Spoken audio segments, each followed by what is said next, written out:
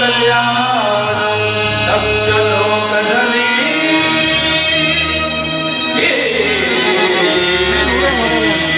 ಮೈಸೂರು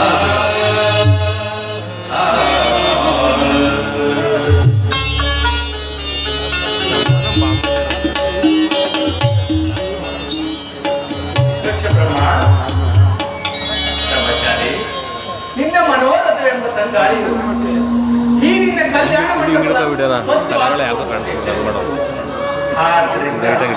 ನೀನು ಮಾಡುತ್ತಿರುವ ಕನ್ಯಾದಾನದಿಂದ ಅನೇಕ ಫಲಗಳನ್ನು ಗಳಿಸಿಕೊಂಡು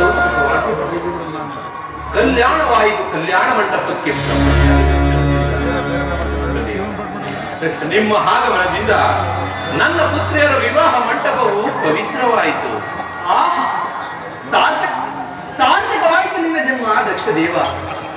ಅನೇಕ ಚಿನ್ನದ ಬೊಂಬೆಗಳನ್ನು ಮಾಡಿದ ವಿಶ್ವಕರ್ಮ ಅವುಗಳನ್ನು ಕೂಡಿಟ್ಟ ತನ್ನ ದಿವ್ಯ ಕಲಾ ಮಂದಿರದಂತೆ ಕಾಣುತ್ತಿರುವುದ ಈ ನಿನ್ನ ಸಂಚಾರ. ದೇವಶಿಲ್ಪಿಯು ಅನೇಕ ಆದಿಶಕ್ತಿಯರನ್ನು ನಿರ್ಮಿಸಿ ಅವುಗಳನ್ನು ಕೂಡಿಟ್ಟ ತನ್ನ ದಿವ್ಯ ಕಲಾ ಮಂದಿರದಂತೆ ಕಾಣುತ್ತಿರುವ ಪುತ್ರಿಯರು ಎಲ್ಲದಕ್ಕೂ ಮಿಗಿಲಾಗಿ ರತೀತಿ ರುಚಿಯ ಮೊದಲಾದ ಕೂಡಿದೆ ಈ ನಿನ್ನ ಕಲ್ಯಾಣ. ಇನ್ನು ಕಲಿವೇಕೆ ದಕ್ಷ ಬ್ರಹ್ಮ, ಈ ಮೂರು ಮೂರ್ತಿಗಳನ್ನು ಮುಂದಿಟ್ಟು ನಿನ್ನ ಮಕ್ಕಳ ಕಾರ್ಯವನ್ನು ಬ್ರಹ್ಮಚಾರಿ ನೆರೆದರಿ ಸುರಗಂಧರ್ವರು ನನ್ನ ಮುದ್ದು ಮಕ್ಕಳ ವಿವಾಹಕ್ಕೆ ಅದೊಂದು ಈ ದಕ್ಷ ಬ್ರಹ್ಮನ ಜಾಮತ ಭಾಗ್ಯ. ಮುಂದುವರೇ ದಕ್ಷ ದೇವ ನಿನ್ನ ಮಕ್ಕಳ ನೀವು ಸೇರ್ಕೊಳ್ಳೋದಲ್ಲ ತಡೆವೆಟ್ಟ ರಾಜನಿಗೆ ವಂಚನೆಯ ಮರಿಗಳಂತೆ ರಾಜ ಶತ್ರು ಈ ನಿನ್ನ ಮಕ್ಕಳ ಕಾರ್ಯಕ್ಕೆ ಸಂತೋಷಭರಿತನಾದ ಮಧುಗುಣಿಗರನ್ನು ಮಾತನಾಡಿಸದೆ ಓ ಅಗತ್ಯವಾಗಿ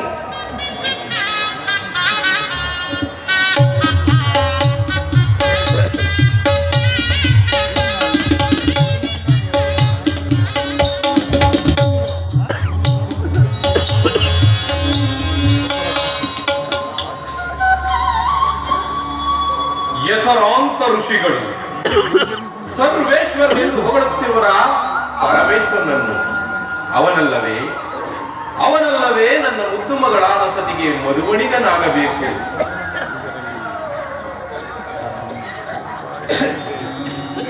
ಇದರಲ್ಲಿ ನಿಮ್ಮ ಅಭಿಪ್ರಾಯವೇನು ಗುರುದೇವ?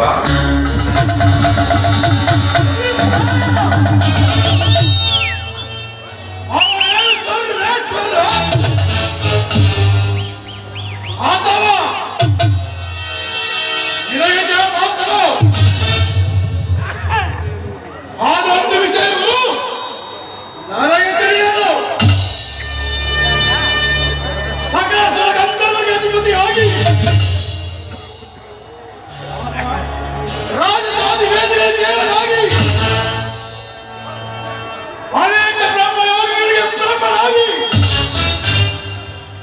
ಸಕಲ ಲೋಕಗಳ ಪ್ರಜಾಪ್ರಭುತ್ವಕ್ಕೆ ಅಧಿಪತಿಯಾಗಿ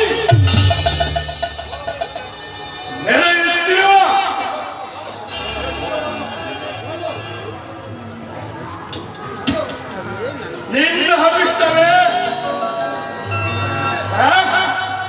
ನನ್ನ ಅಭಿಷ್ಟ.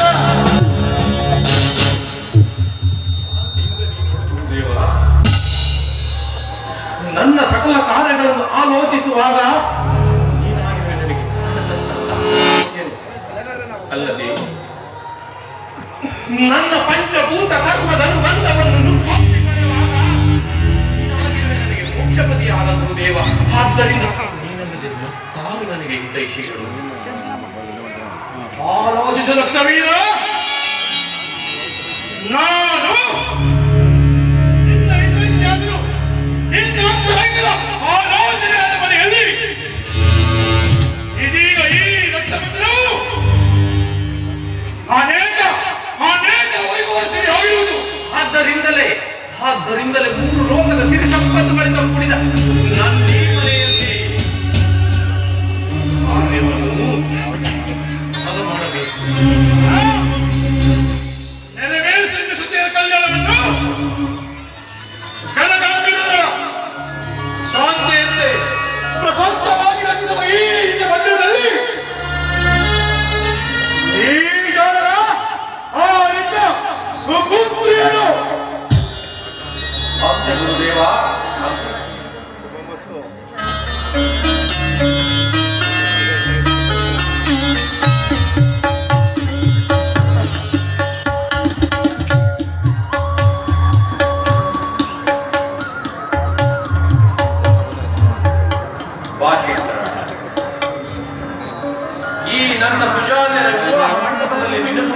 ರುದ್ರಸ್ಥಾನ. ಇದಕ್ಕೆ ದಯಮಾಡಿ ಸಂಬಂಧಿಸುವೆಯಾ? ನನಗುಂಟು ದಕ್ಷ ಜಾತಿಗಳಲ್ಲಿ ಪ್ರೇಮ, ಆದರೆ ನನ್ನ ಪ್ರಣಯ ಪ್ರೇಮಕ್ಕೆ ನಿನ್ನ ಅದಾವಸುತಿ ನಿಲ್ಲುಗಳು ದಕ್ಷಪತಿ. ಅವಳೇ ನನ್ನ ಕಿರಿಯ ಮಗಳು ಸತಿ ಎಂಬ ಸುರ ಸುಂದರಿ. ಸತಿಗಾಯಿತ ಸಾಂಬಶಿವ, ಸತಿಗಾಗಿಯೇ ನಾ ಮುಂದೆ ಅಲ್ಲಿನ ವಿವಾಹ ಮಂಟಪಕ್ಕೆ. ಸತಿ ಎಂದರೆ ನನ್ನ ಕಿಕ್ಕುವುದು, ಸತಿಯಾದಳು ಕೈಲಾಸಕ್ಕೆ ರಾಣಿ.